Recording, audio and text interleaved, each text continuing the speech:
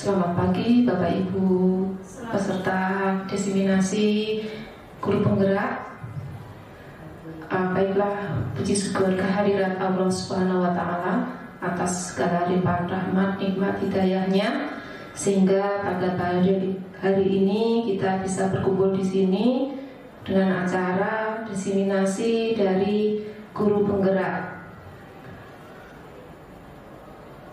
Untuk acara hari ini saya buka supaya lancar dengan bacaan Bismillahirrahmanirrahim. Baiklah, yang terhormat untuk Bu Nini sebagai Wakil Manajemen Mutu, kemudian Bu Aini yang nanti akan memberikan materi tentang diseminasi. Untuk menyingkat waktu, kita awali acara ini. Yang pertama, sambutan dari Ibu Nini sebagai Wakil Manajemen Mutu. Silakan Bu Nini, waktu dan tempat dipersilakan.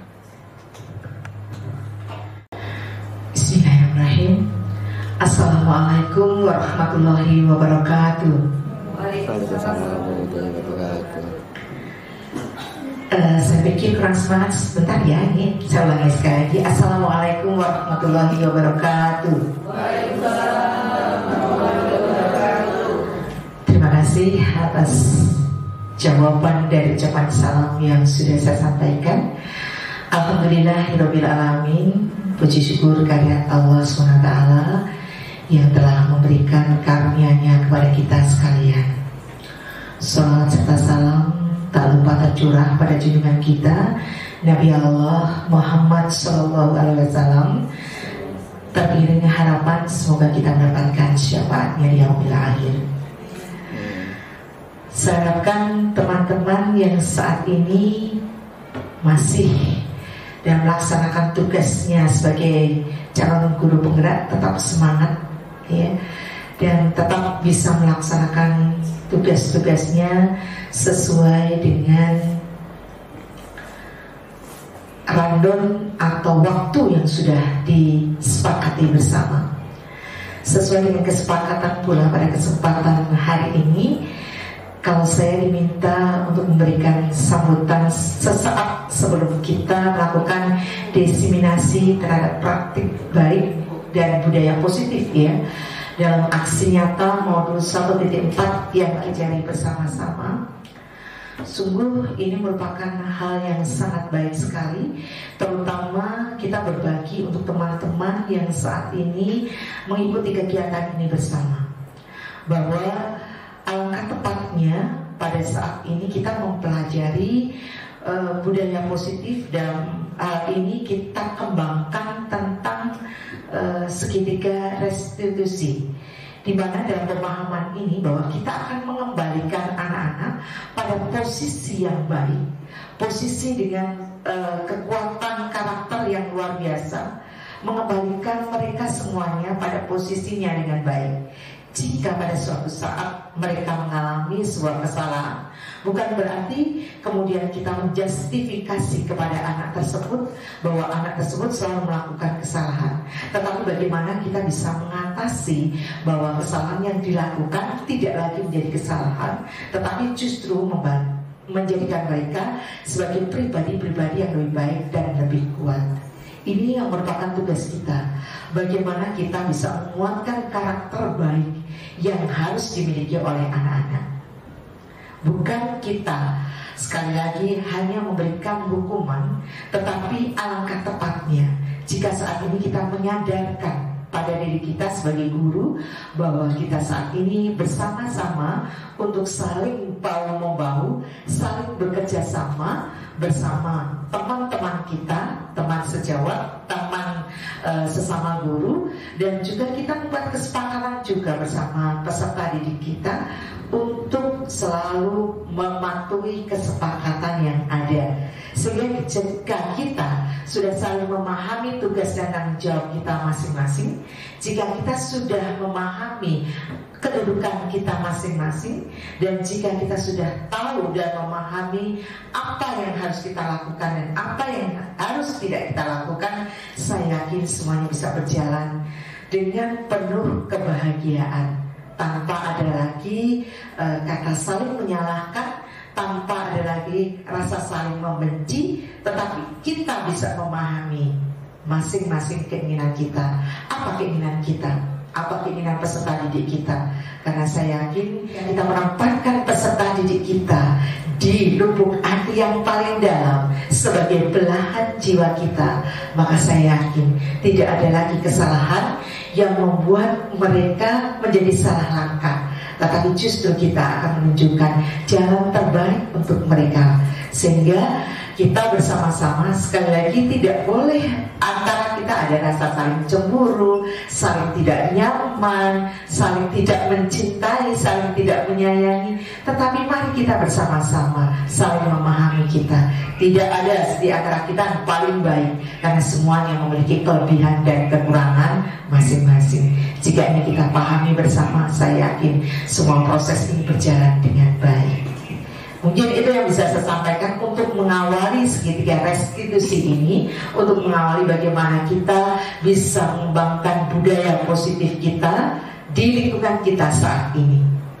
Dan saya yakin ketika kita berbagi seperti ini, maka semuanya bisa kita nikmati secara baik, secara bahagia. Karena kita melaksanakan tugas dan tanggung jawab kita ini harus dengan bahagia. Kalau tidak dengan bahagia, tentu saja kita akan berhadapan dengan siswa dengan penuh ketidaknyamanan. Kita menjadi biasanya saling mencucu ya, begitu. Padahal saat ini kita kembangkan hal-hal yang baik. Itu mungkin yang bisa saya sampaikan, Bu Aini, Bu Susiana, kemudian Bu Ina, Bu Ida.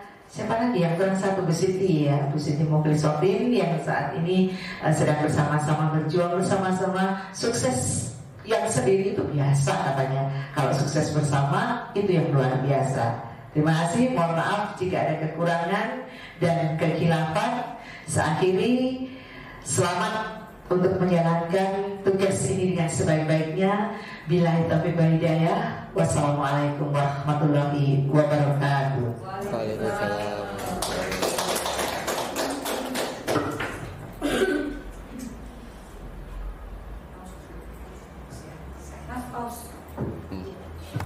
Kita mulai langsung pada inti bahasan mengenai aksi nyata budaya positif yang akan diberikan oleh Bu Aini. Silakan Bu Nur Aini, waktu dan tempat dipersilakan. Terima kasih Bu Susiana. Bapak Ibu yang saya hormati, mohon perkenankan saya mempresentasikan apa yang sudah saya lakukan di kelas dan beserta murid yang saya lakukan untuk mengaplikasikan atau menerapkan terkait berbagai materi di modul 1.4 dengan tujuan utama adalah membangun budaya positif di sekolah. Bapak Ibu, latar belakang dalam aksi nyata saya bahwa budaya sekolah itu merujuk pada kebiasaan yang dilakukan di sekolah. Dan kebiasaan itu bisa berupa sikap, perbuatan, dan segala bentuk kegiatan yang dilakukan oleh semua warga sekolah. Ketika kita menginginkan sebuah perubahan yang positif dan konstruktif di sekolah kita, maka tidak akan bisa instan. Kita perlu tahapan-tahapan, perlu waktu. Dan oleh karena itu Bapak Ibu, saya sebagai salah satu calon guru penggerak di SMK Negeri 2 Tuban, sebagai tugas dan tanggung jawab saya ingin memilih peran sebagai pemimpin pembelajaran yang akan mengelola diri sendiri sambil terus berupaya menggerakkan orang lain yang berada di dalam lingkaran pengaruh untuk menjalani proses perubahan bersama-sama dengan berkolaborasi. Jadi Bapak Ibu, dalam konsep yang kami pahami sebelumnya, bahwa manusia itu pada dasarnya akan memiliki keinginan untuk tergerak. Dari mana manusia tergerak? Dari pemahaman akan kebutuhan. Manusia pada dasarnya punya 5 kebutuhan dasar Bapak Ibu, dan itu perlu kita tahu ya. Nanti kedepannya akan saya jelaskan satu persatu. Kemudian setelah tergerak, manusia akan bergerak. Setelah ada kesadaran di dalam dirinya, maka dia akan berbuat sesuatu. Sehingga kami di sini membuat aksi nyata. Ya. Terakhir adalah menggerakkan. Bagaimana kita bersama-sama mencoba membuat perubahan tidak dengan cara individu, tapi dengan cara bersama dan berkolaborasi. Saya lanjutkan Bapak Ibu. Tujuan dan tolak ukur dari aksi nyata saya ada 3. Yang pertama, seperti yang di latar belakang, saya ingin menerapkan peran sebagai pemimpin pembelajaran sesuai peran dan nilai guru penggerak. Yang kedua, saya ingin mengimplementasikan disiplin positif yang terintegrasi sebagai nilai kebajikan universal. Dalam hal ini fokus yang saya ambil adalah nilai jujur dan bertanggung jawab. Yang ketiga, saya menerapkan segitiga restitusi untuk membangun atau menguatkan keyakinan kelas dengan posisi yang saya pilih sebagai manajer. Nanti akan ada video yang akan saya tampilkan Bapak Ibu, sehingga Bapak Ibu bisa lebih jelas apa yang sudah saya lakukan ketika saya mengimplementasikan segitiga restitusi bersama murid. Tolak ukur keberhasilan apa yang sudah saya lakukan, yang pertama, terlibat aktif di kegiatan pembelajaran yang berpihak pada murid dengan prinsip yang saya ambil dari 3 semboyan, yaitu ing ngarsa sung tulodo. Bagaimana saya sebagai guru berusaha memberikan keteladanan dalam bersikap. Yang kedua Bapak Ibu, menyusun keyakinan kelas. Di sini beberapa kelas yang saya ampu, saya ajak untuk bersama-sama murid membuat keyakinan kelas sehingga semua murid memiliki kesadaran secara intrinsik bahwa nilai ini perlu kita perjuangkan di kelas masing-masing. Yang terakhir, yang ketiga, saya melaksanakan praktek secara lancar sesuai tahapan. Ada 3 tahapannya Ibu, Bapak, sehingga di sini nanti Bapak Ibu bisa memberikan saran, masukan, dan pertanyaan setelah Bapak Ibu melihat hasil video saya.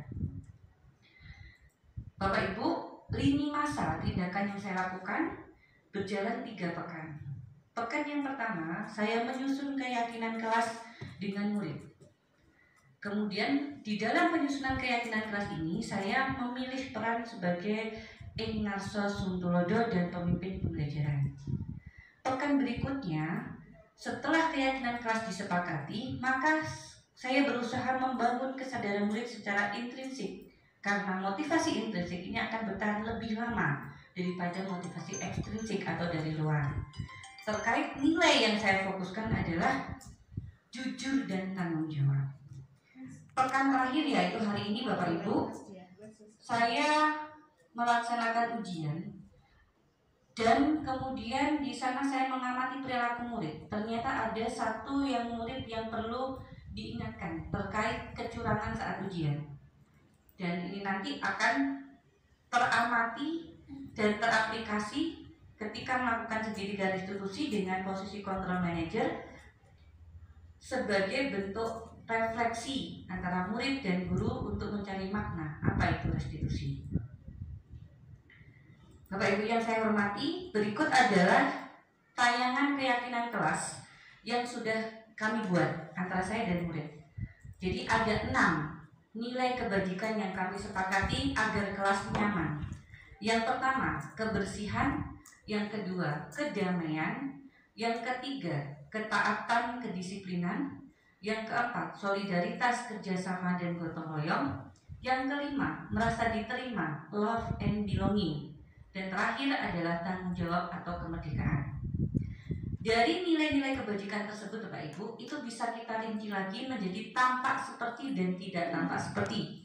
Jadi ini sebuah versus ya, atau lawan. Kebersihan itu tampak seperti apa sih? Ya berarti kelasnya harus bersih, harus rapi gitu ya, tidak ada bau yang mengganggu. Berarti kalau kelasnya kotor itu tidak tampak gitu ya, kotor, berantakan, banyak sampah. Ini sesuatu yang harus dihindari. Ya. Sampai terakhir yang ke-6. Jadi saya mengambil fokus di nilai tanggung jawab, di mana tanggung jawab itu bisa ditunjukkan dengan adil, jujur, sopan santun, dan konsentrasi. Sedangkan tidak tampaknya berarti lawannya ya, malas, mencuri, dan berbohong. Ini berbagai kesepakatan di kelas 10 DKV 1 yang dibuat dalam bentuk poster kelas, Bapak Ibu. Kemudian dari beberapa yang sudah saya pahami bahwa modul 1.4 itu harus diimplementasikan dengan holistik, kompleks. Meliputi apa saja? Yang pertama, disiplin positif dan nilai-nilai kebajikan universal. Yang kedua, teori, hukuman dan penghargaan serta restitusi. Yang ketiga, keyakinan kelas. Yang keempat, kebutuhan dasar manusia dan dunia berkualitas. Yang kelima, restitusi dengan 5 posisi kontrol. Yang keenam, restitusi dengan praktek dalam tahapan segitiga restitusi. Bapak Ibu, untuk mengeksplor, maka saya menggunakan pertanyaan pemantik. Yang pertama, bagaimana pemahaman saya terkait modul budaya positif 1.4 yang sudah saya bacakan tadi? Ada 5 hal tadi. Kemudian lanjut ke pertanyaan kedua, bagaimana pengalaman dan pembelajaran yang saya terapkan sesuai nilai-nilai atau konsep materi di modul 1.4 ini. Dan ini jawaban saya Bapak Ibu, bahwa saya berusaha mengambil peran sebagai pemimpin pembelajaran untuk mewujudkan kepemimpinan murid, di mana kerangka yang saya pakai adalah inquiry apresiatif.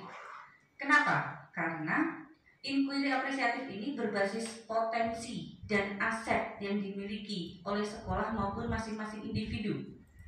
Bagaimana manusia sebenarnya membutuhkan yang namanya motivasi dari dalam atau motivasi intrinsik. Dalam rangka apa Bapak Ibu? Untuk memenuhi 5 kebutuhan dasar manusia. Jadi ketika kita hidup, kita punya motivasi yang dalam diri kita. Bukan karena takut hukuman, bukan ingin penghargaan dari orang lain, tapi karena ada nilai yang kita yakini dan itu akan kita pertahankan dalam hidup. Itu disebut motivasi intrinsik. Bapak Ibu, dengan apa yang sudah saya sampaikan tadi, saya berusaha mewujudkan di lingkungan kelas yang saya ampu. Kemudian saya berusaha mendiseminasikan hari ini untuk menularkan di lingkup sekolah. Dan nanti kedepannya akan berkembang ke masyarakat. Bagaimana prinsip Among yang dibawa idenya dari Ki Hajar Dewantara, ada 3 yang Bapak Ibu pasti hafal. Engga Sosuntulodo, Engma Diomangun Karso, dan Tutpuri Handayani. Bagaimana 3 prinsip ini akan membuat kita tumbuh menjadi orang-orang yang punya visi. Kalau saya di sini mewujudkan murid sesuai profil pelajar Pancasila melalui disiplin positif yang memuat nilai-nilai kebajikan universal. Bapak Ibu yang saya hormati, berikut adalah gambar dari segitiga restitusi. Jadi ada 3 tahapan Bapak Ibu di dalam segitiga restitusi, yaitu pertama adalah menstabilkan identitas. Yang kedua, validasi tindakan yang salah, dan terakhir adalah menanyakan keyakinan. Ketiga hal ini bersifat tidak kaku. Jadi tergantung masalah yang dihadapi dengan murid. Kalau masalahnya berat, maka perlu 3 langkah. Tapi kalau masalahnya tidak berat, bisa dipakai dengan 1 langkah, misalnya langsung menanyakan keyakinan. Gitu ya Bapak Ibu. Lanjut berikutnya Bapak Ibu. Ini Bapak Ibu, sebuah kata yang patut kita pertahankan buat diri kita masing-masing. Manusia itu butuh kemerdekaan. Dan manusia yang merdeka itu dia tidak karena hukuman atau butuh penghargaan orang lain. Tapi bagaimana motivasi manusia merdeka itu tumbuh dari dirinya sendiri, atau motivasi intrinsik. Bagaimana kita dapat memenuhi kebutuhan dengan cara memuaskan gambaran yang kita anggap sebagai realitas terbaik atau dunia berkualitas kita. Semisal, saya ingin SMK Negeri 2 Tuban ini memiliki budaya positif yang bagi saya menjadi impian, visi saya, bagaimana murid, guru saling berinteraksi dalam suasana yang penuh Pancasilais gitu ya, sesuai profil pelajar Pancasila. Ada 6 dimensi ya. Bapak Ibu, ini adalah peta konsep untuk modul 1.4 yang berjudul budaya positif. Jadi kita belajar di awal tentang apa sih teori kontrol. Dan kemarin saya sempat mendengar dari salah satu peserta yang hadir di sini, Bu Elsa, tentang stimulus respon. Ternyata saat ini diarahkan ke teori kontrol, bukan stimulus respon. Karena ternyata Bu, ibarat ini praktek ya. Mari kita disuruh praktek ya. Bapak Ibu, ini anggap aja HP saya, bukan HP-nya Bu Rosi, pinjam ya Bu. Kalau misalnya sebagai guru, kemudian saya sebagai murid, guru meminta murid, serahkan HP-mu. Kira-kira murid langsung menyerahkan atau dia akan berpikir dulu? Berpikir, karena kontrolnya di sini tuh bukan respon stimulus, tapi dia berpikir ke kontrol dirinya dulu. Loh kok diminta, kenapa? Ini HP sesuatu yang berharga. Kalau murid walaupun dipaksa, diancam gurunya, nggak mau ngasih, dia tetap nggak akan bisa kita ambil gitu. Itu teori kontrol. Ternyata manusia itu punya itu. Dia punya kontrol atas dirinya sendiri. Orang lain itu tidak bisa memaksa. Ini yang perlu kita waspadai. Sebagai guru kita tidak boleh memaksa murid, tapi kita mengembangkan pemahaman tentang teori kontrol. Berikutnya Bapak Ibu, ada beberapa jenis motivasi. Tadi sudah saya sebutkan, yang penting adalah membangun motivasi intrinsik. Baru kemudian kita mencoba membangun motivasi eksternal. Dan 5 kebutuhan hidup itu apa saja sih Bapak Ibu kira-kira? Bapak Ibu, kira-kira dalam hidup butuh kesenangan nggak? Ada yang hidupnya nggak butuh senang? Pasti semuanya butuh senang ya? Oke. Butuh bebas nggak? Mau nggak diikat-ikat? Mau ditekan sama orang lain? Nah, kita butuh kebebasan. Yang ketiga, kita itu butuh kekuasaan atau penguasaan. Makanya kenapa? Kadang kita sebagai orang tua, itu kalau sama anak kita sendiri, itu kita kayak apa ya? Merasa itu anak saya, milik saya, di bawah kekuasaan saya. Karena memang pada dasarnya kita punya kebutuhan penguasaan atau kekuasaan. Dan yang keempat adalah kasih sayang dan rasa diterima. Siapa yang nggak ingin dicintai? Siapa yang nggak ingin mencintai? Ini manusia semua butuh. Dan terakhir adalah bertahan hidup. Kenapa kita makan? Kenapa kita minum? Karena kita butuh untuk hidup. Jadi ada 5 kebutuhan Bapak Ibu. Saya ulangi, yang pertama kesenangan, yang kedua kebebasan, yang ketiga kekuasaan atau penguasaan, yang keempat kasih sayang dan rasa diterima, dan yang terakhir adalah bertahan hidup.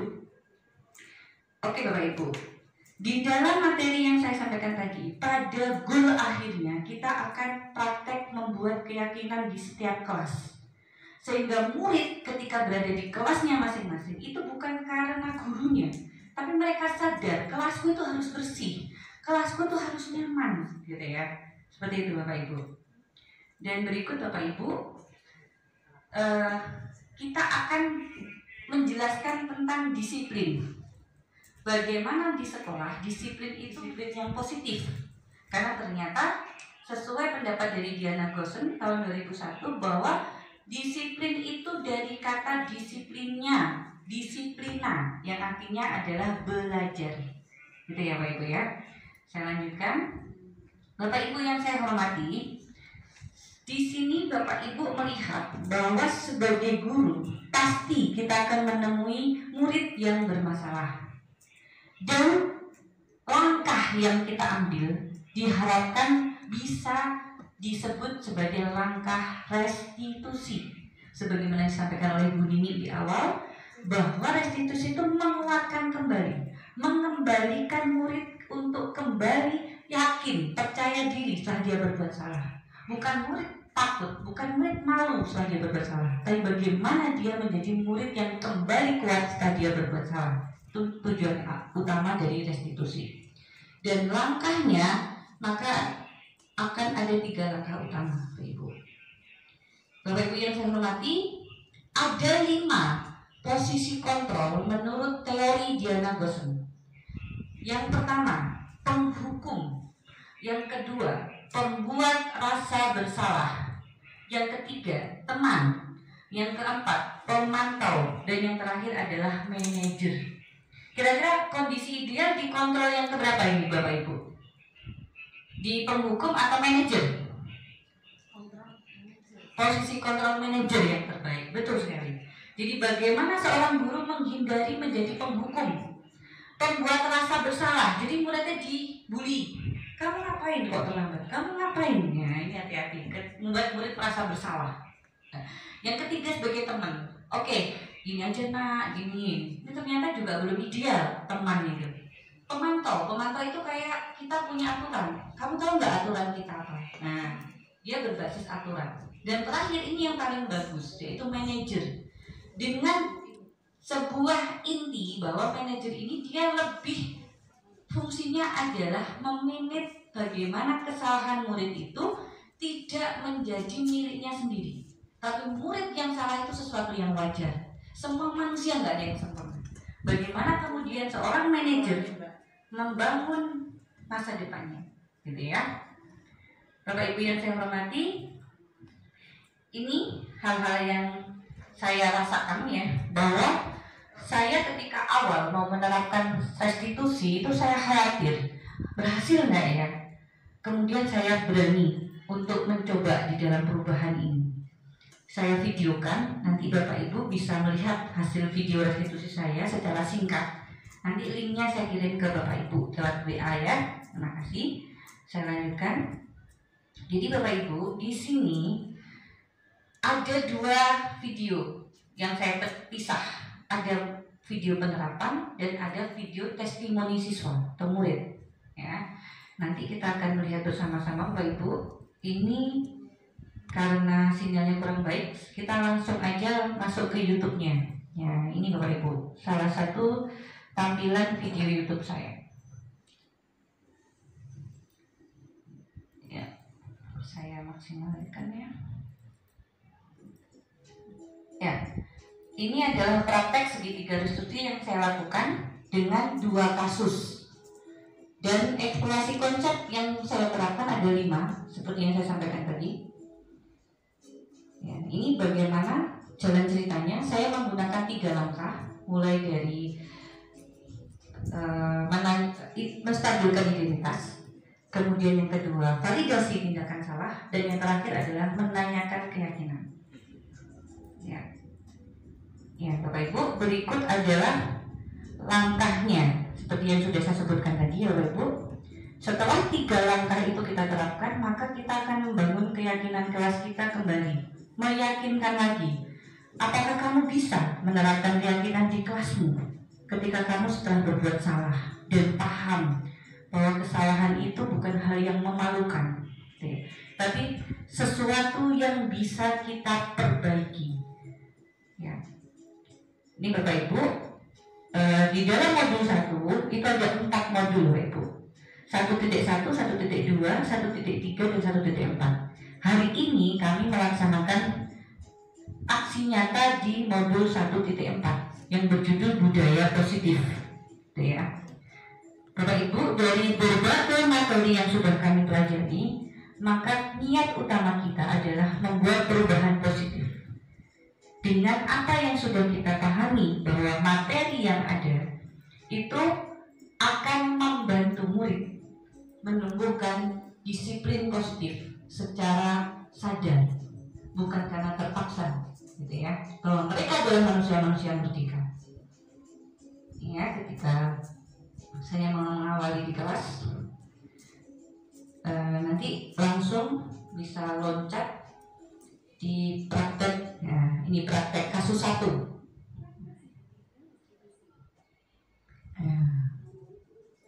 Ini kemarin terima kasih tim BK yang menyiapkan tempat.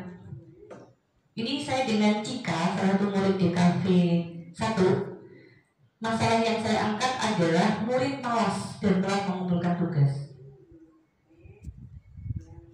Jadi ketika saya mengambil peran manajer, maka saya tidak menghukum, saya bertanya. Dan pertanyaan pertama yang saya tanyakan tentang menstabilkan identitasnya. Kenapa dia malas? Gitu ya. alasan apa yang membuat dia malas?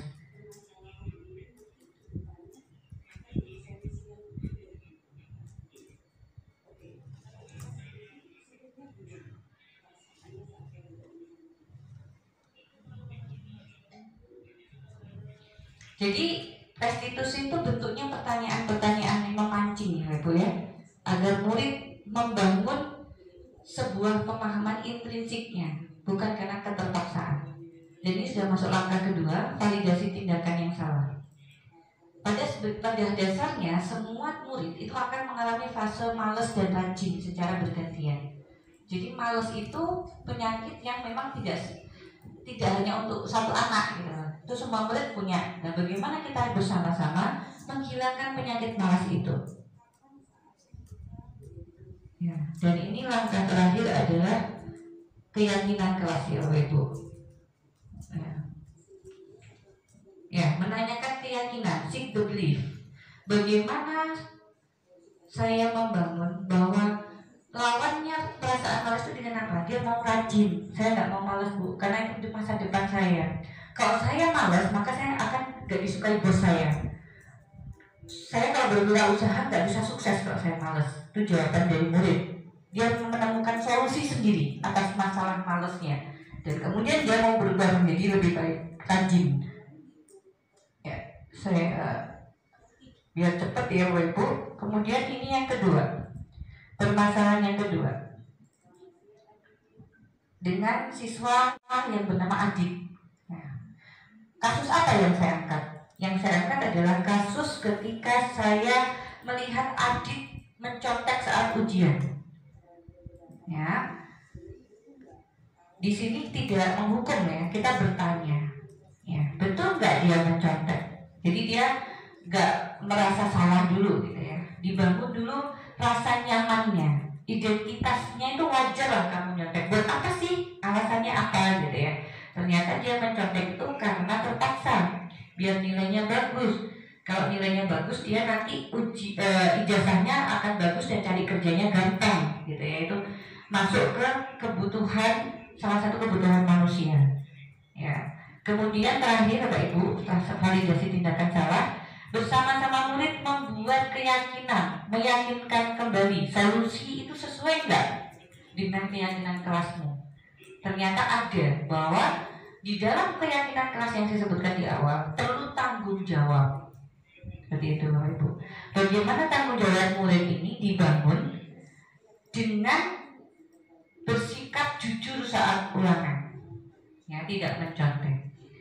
Itu Bapak Ibu yang sudah bisa saya laksanakan dengan 2 kasus dan 2 murid. Berikutnya testimoni Bapak Ibu, ini singkat aja.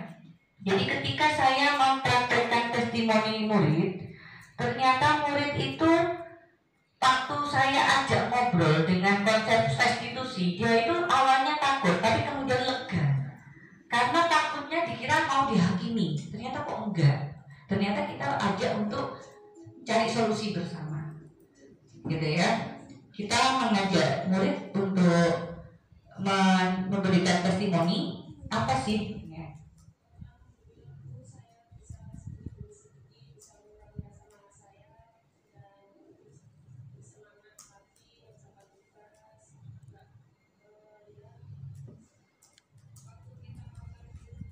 Ya, ini testimoni yang kedua yang oleh Adit, Bapak Ibu.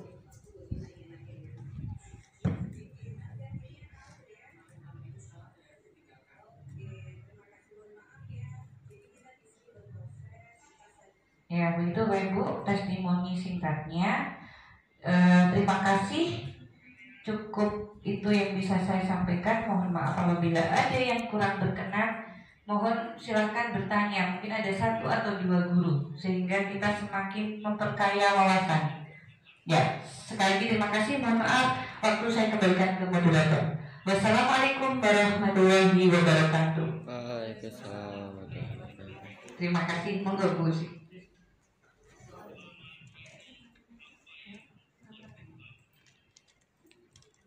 Baiklah, untuk sesi berikutnya yaitu sesi pertanyaan. Mungkin dari Bapak Ibu peserta ada yang kurang memahami apa yang sudah dipaparkan oleh Bu Nur Aini.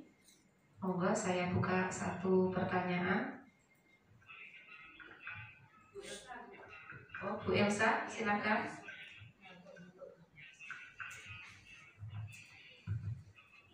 Assalamualaikum warahmatullahi wabarakatuh.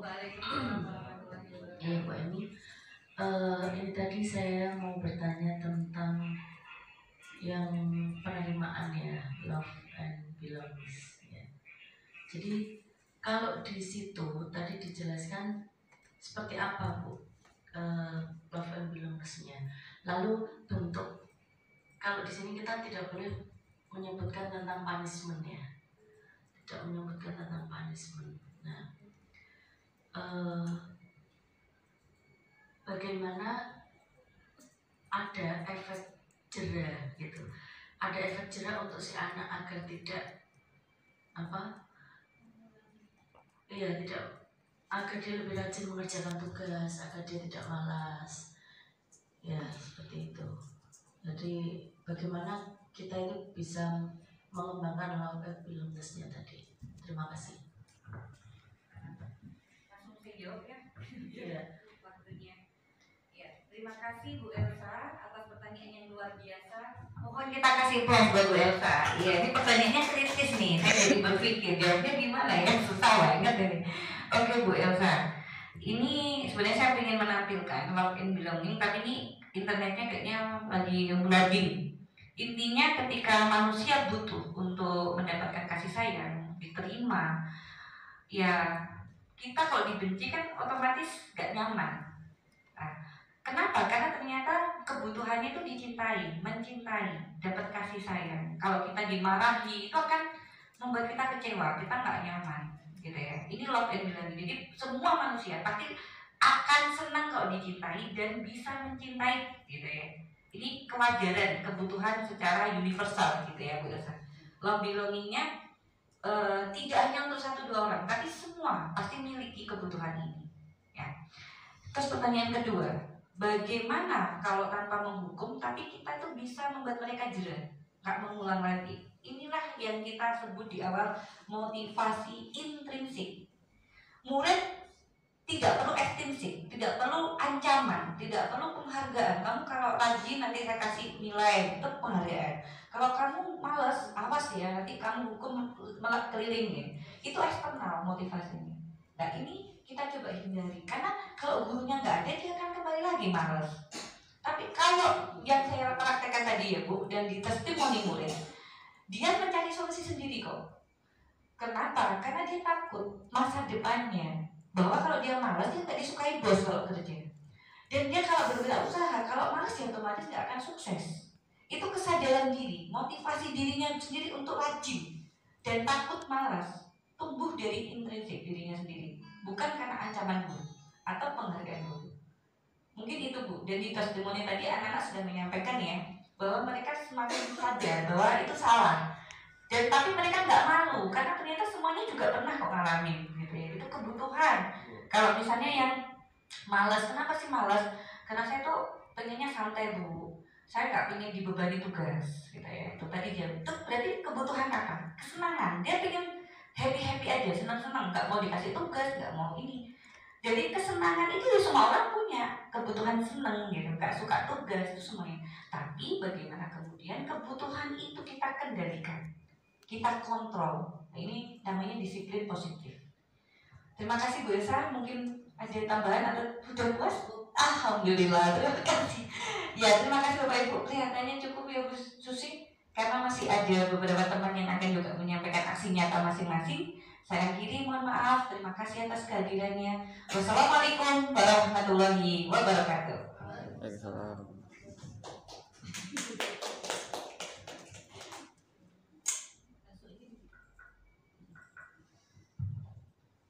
Terima kasih disampaikan kepada Bu Aini yang sudah sangat lebar panjang menyampaikan dari hasil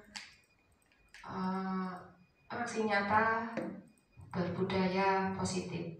Mudah-mudahan ini bisa memberikan manfaat untuk kita semua, untuk anak didik kita semua, supaya sekolah benar-benar tercipta sekolah yang menyenangkan. Sekian dari saya, kurang lebihnya saya mohon maaf. Wabillahi taufiq wal hidayah. Wassalamualaikum warahmatullahi wabarakatuh. Waalaikumsalam warahmatullahi wabarakatuh. Selamat siang Adit. Assalamualaikum. Waalaikumsalam. Gimana, sehat ya? Alhamdulillah. Ini sudah pulang sekolah, Bu. Ini minta waktu sebentar, nggak Iya, apa-apa? nggak apa-apa. Iya. Gini Dit, beberapa kali sebenarnya Ibu tuh nggak tahu ya, tapi saya ingin meng-cross check aja sih, bener enggak gitu. Nah ini Adit nanti bisa sharing sama Bu ini, bisa ngobrol santai, nggak usah takut. Apa yang Adit lakukan ketika saat ujian informatika gitu ya. Karena memang pada dasarnya semua orang itu ada sebuah ketakutan, ketika dia mendapat nilai jelek. Ini mungkin keinginan untuk bertahan hidup ya, karena kalau bertahan hidup itu dia pengennya sukses, nilainya bagus gitu, survival. Nah, kalau Adit sendiri gimana nih kondisinya ketika ujian informatika? Sejujurnya kemarin saya waktu ulangnya ini saya nyontek sekali. Oh gitu, oke. Kira-kira kenapa kok sampai Adit nekat nyontek gitu? Karena kebetulan waktu itu saya sangat kesusahan dengan soal tersebut dan waktunya juga sangat mepet akan dikumpulkan soalnya. Jadi saya tidak ada alternatif lain untuk mengerjakan soal tersebut. Jadi saya menang. Oke, perasaannya waktu nyontek gimana sebenarnya? Setelah itu saya langsung lega gitu karena sudah selesai. Meskipun itu menyantai. Oh gitu ya. Iya. Oke. Itu namanya keinginan bertahan gitu ya, bertahan hidup untuk dapat nilai biar bisa jawab, sehingga sampai memilih jalan yang mungkin sebenarnya bagi Adit benar salah sih mencontek itu. Salah, tapi tetap dipilih ya karena terpaksa ingin bertahan dapat nilai bagus ya. Kalau nilainya bagus bagi Adit, kira-kira untuk apa sih nilai bagus itu?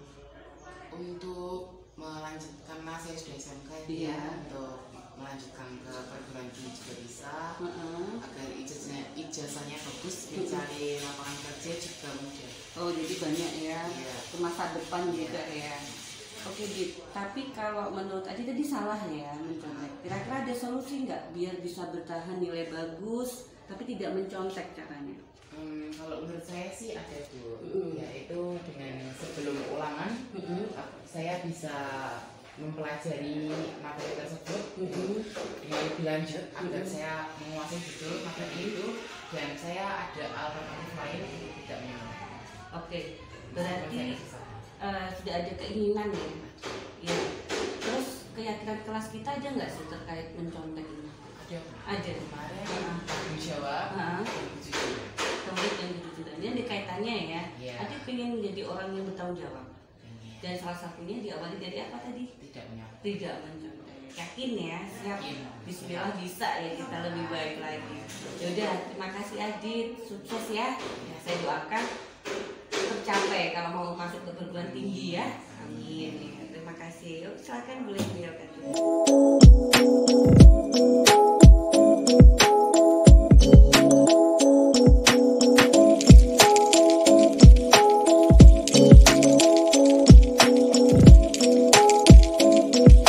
Assalamualaikum Cika. Waalaikumsalam. Selamat pagi.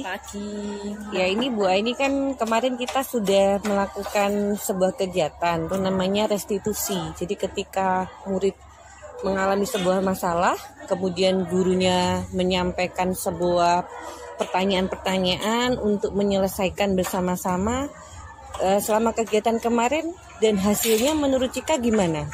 Alhamdulillah Bu, saya bisa sedikit demi sedikit bisa mengurangi rasa malas saya dan lebih bersemangat lagi ngerjakan tugas.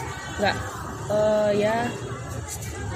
Waktu kita melakukan restitusi, perasaannya gimana? Takut, senang, atau nyaman? Ada sedikit rasa takut Bu saya. Tapi kemudian setelah dijalani takutnya hilang? Iya, bisa lebih lega. Lega gitu ya? Iya. Oke, gitu aja Tika. Terima kasih ya. Sama-sama. Semoga tetap rajin dan sukses. Amin. Assalamualaikum. Assalamualaikum Adit. Waalaikumsalam. Selamat pagi. pagi. Bu. Gimana kabarnya? Alhamdulillah. Baik ya. Bu Aini di sini mau konfirmasi testimoni nih. Ketika kemarin kita melakukan kegiatan restitusi, perasaannya Adit gimana? Kalau kemarin saya merasa bahagia ya Bu, karena salah satu masalah saya sudah hilang. Kalau ibaratnya orang bilang tuh plong gitu, rasanya kayak lega gitu. Karena saya udah bisa nggak nyontek lagi. Oke. Takut gak kemarin waktu Bu ini nanya-nanya gitu? Sedikit, tapi akhirnya tahu ya. Tahu kalau itu salah dan harus ditinggalkan. Oke, terima kasih. Mohon maaf ya. Jadi kita di sini berproses, kita saling mengevaluasi, merefleksi untuk kebaikan masa depan. Oke? Oke, gitu aja Adi. Terima kasih ya. Waalaikumsalam.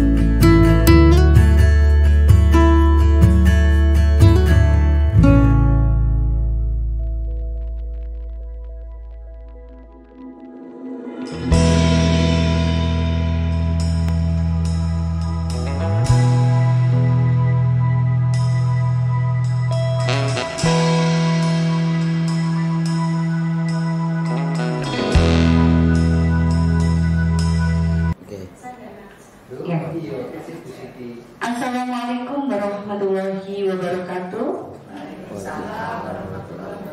Selamat pagi dan salam sejahtera buat kita semua. Yang terhormat Ibu Nini Widya Rahmawati selaku Wakil Manajemen Mutu SMK Negeri 2 Tuban. Yang saya hormati Bapak Ibu narasumber, mohon maaf bapaknya nggak ada, ibu-ibu narasumber diseminasi kegiatan calon guru penggerak yang tergabung di SMK Negeri 2 Tuban. Yang pertama ada Bu Susiana, mohon Bu Susiana berdiri. Ya. Kemudian ada Bu Siti Muhlisotin, mohon berdiri. Ya. Kemudian ada Bu Rosi, silakan berdiri. Dan terakhir ada Bu Ida Karyati. Terima kasih. Bapak Ibu peserta yang saya banggakan, pada kegiatan diseminasi kali ini, perkenankan kami berbagi praktek baik yang sudah kami laksanakan sebagai bentuk kegiatan restitusi sesuai dengan tahapan segitiga restitusi yang ada di modul 1.4 dengan sebuah tujuan bahwa kami ingin membangun budaya positif di SMK Negeri 2 Tuban. Bapak Ibu yang saya hormati, untuk melancarkan kegiatan hari ini, marilah kita awali dengan berdoa bersama yang akan dipimpin langsung oleh saya selaku moderator. Bismillahirrahmanirrahim. Assalamualaikum warahmatullahi wabarakatuh.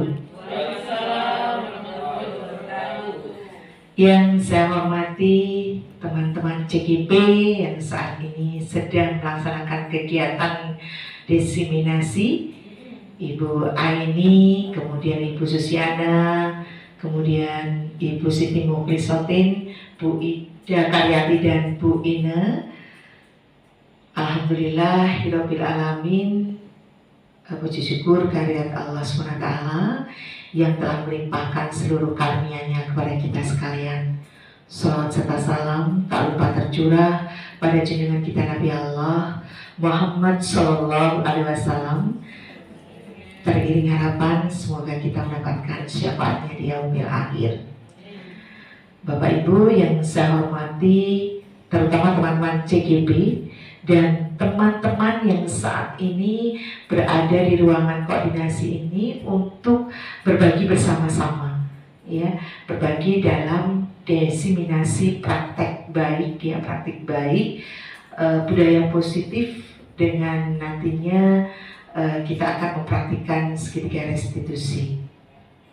Boleh seperti itu? Oke, selamat berdiseminasi dan mudah-mudahan menghasilkan hasil yang sangat baik untuk kita semuanya dan bermanfaat terutama bagi kita, diri kita sendiri dan seluruh peserta didik kita yang merupakan belahan jiwa kita dan pada akhirnya nanti tentu pada seluruh sivitas akademika SMK Negeri 2 Tuban. Seakhiri billahi taufiq wal hidayah. Assalamualaikum warahmatullahi wabarakatuh.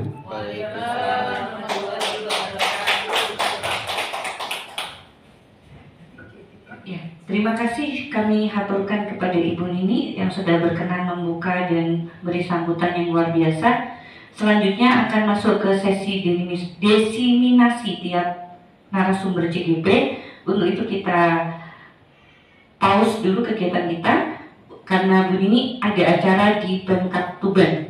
Terima kasih Bu Nini sudah berkenan rawuh. Terima kasih, semoga lancar kegiatannya. Amin. Ya.